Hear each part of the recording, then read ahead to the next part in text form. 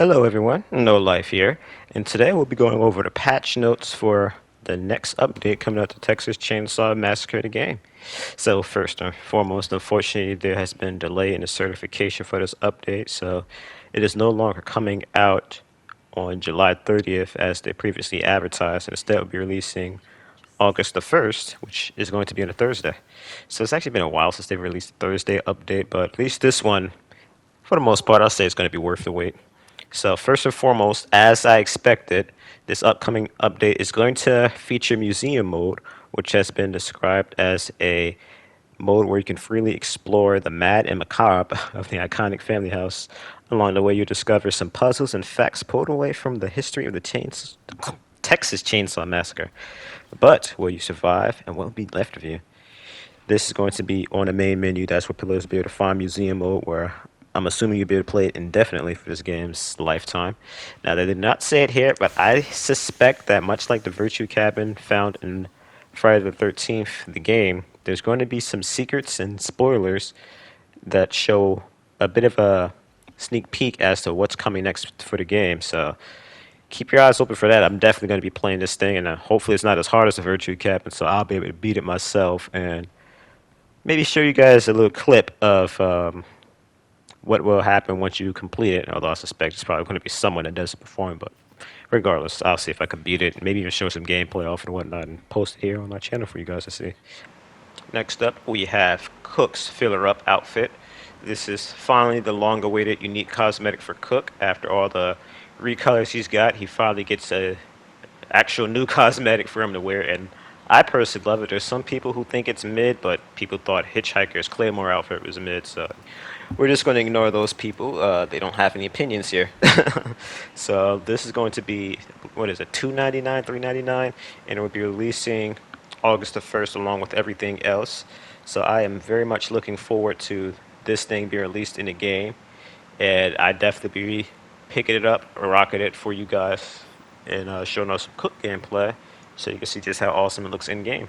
So, getting onto the meat and potatoes of the actual update itself, although you'd argue that was the meat and potatoes, we have those excited, most anticipated changes to Grandpa. So, first up, we have Suffocating Grip. Suffocating Grip will now be activated at level 1 as opposed to level 2. And that's not all. I'm going to go ahead and spoil it right now. They actually are buffing Suffocating Grip as well. This is featured further down the patch notes, but I'm skipping ahead to it. And that is the close encounter game will be 25% easier for their family, where it was previously 20. So this is actually a very scary change, as this makes it so that family has a chance at potentially beating out a victim at full health. Now, there are already some people with mostly macros that could do this stuff, especially with grip, but yeah, I can already say right now, unless you're a high spectrum strength and maybe even toughness, just to make sure you keep your advantage during the grapple, you might want to avoid grappling family members when you see Grandpa's at least level 1, as again, it might not end well for you and you'll be getting sent back to the lobby post haste. So next up, we have No One Escapes Hell. They have changed that to a level 2 perk where it was previously level 3, and much like Suffocating Grip is also getting a buff. So I'm going to skip ahead to what that buff is. They have changed it so that the minigame is going to be 50% harder, whereas previously it was 40%. So that is going to be another scary perk, as now, just by getting Grandpa to level 2, you can make locks harder to solve. And if you're running a decent blood build, it's already no stress for you to be able to get Grandpa level 1 within a minute, but 2, you can get that just as fast pretty much. So definitely going to put some pressure on you victims to start stabbing Grandpa and prevent this perk from proccing to make things very hard for you. As even 50 proficiency, that's going to make things a little difficult for you. So next up, we have Brute Strength. They have buffed that perk. It's still going to be a level 2 perk, but the damage to it has been slightly increased. So their idea is slightly increased. For those of you who do not know, it's a 10% damage boost. So I don't know if that means they're changing it from 10 to 20%, or they're just adding, like, let's say 5%. Either way, whether it's 15 to 20%, that's still going to be very good, as 50% is brute strength levels of damage boost, so that's nothing to sneeze at. So definitely would recommend running this perk. I already did before, but I definitely do now. Next up, we have Swinging for the Fences. This was already a good perk, but they're buffing it to 25% from 20. So if you have that on your character and you've been sleeping on it, don't. 25% is strong enough for you to run big swings on, let's say, Johnny, and see the difference in how many swings you can pull off now as opposed to before. So consider putting that onto your builds. Next up, we have exterior alarms. This one is staying at level 3. However, surprisingly, it's getting buffed. They have increased the level of highlighting for the doors that have been open to 10 seconds where it was 5. This is amazing. I always complained that I felt the time was too short. I would have said 7%, but 10 I'm not going to complain about.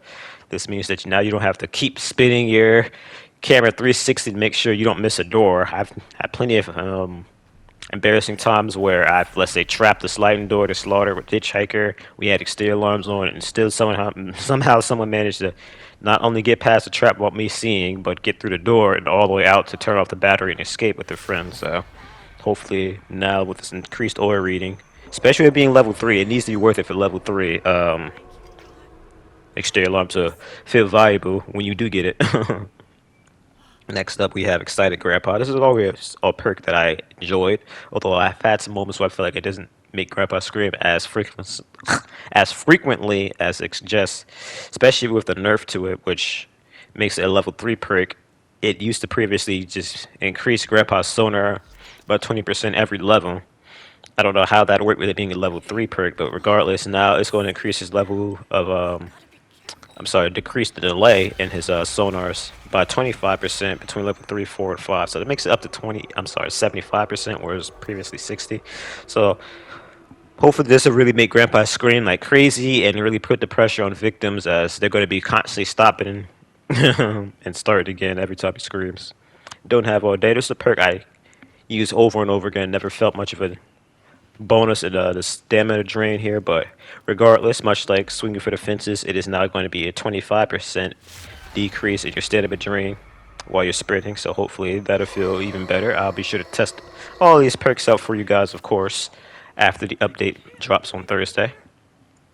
Now, rounding out the update here, we have some minor changes. That's going to be fixing the inventory hands trap bug, which basically made it so once you once you've disarmed a rip stalled objective, you'd get hands trapped in your inventory.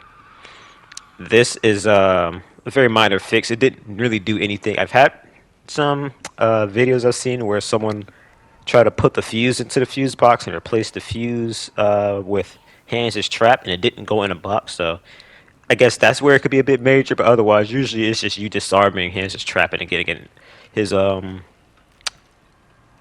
ripstall trap or whatever inside your inventory.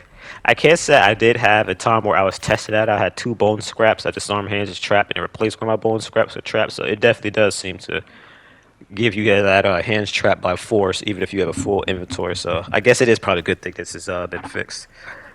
I don't believe I have any clip of this. I know I posted this clip a while ago when I first discovered this bug.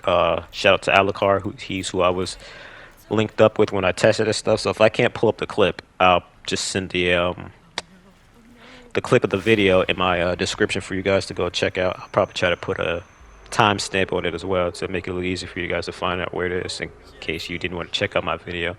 Although I'd be very grateful if you did. But anywho, the last 2 changes here are going to be fixes for the lighting and textures on wells in the mill. Very minor, but still good that they went ahead and got that fixed for us here. I'm going to assume this is for the nighttime variant. Maybe it's for both, but regardless, it's fixed. And hopefully this update doesn't have any ridiculous bugs like the one before with Maria's eyes, etc. I can say from playing the game these last couple of weeks, again, I haven't seen anything ridiculous or egregious. I'm pretty sure I released my week's review last week for this update, but moving on, geesh. There's not anything else really to say here. I'm going to keep this one pretty clean and dry, short, cohesive, but I can say that I did plan on releasing that video for my family side to go with the victim side on what changes I believe need to be added to the game to get things going, but I'm going to actually take a short hiatus on that video. I have it all planned out. I'm going to end up doing it sooner rather than later, but I have a video that I feel like I really need to release sooner rather than later, especially with whatchamacallit, museum mode and spoiler I'm anticipating at the end of it. So that video should come out Wednesday, maybe Thursday morning tops. But look forward to that video. I think you guys might find it kind of interesting. It contains information you could probably find elsewhere, but I still want to put my own little spin on it. So regardless, thank you guys so much for watching. This has been No Life here. And if you haven't already, get a life.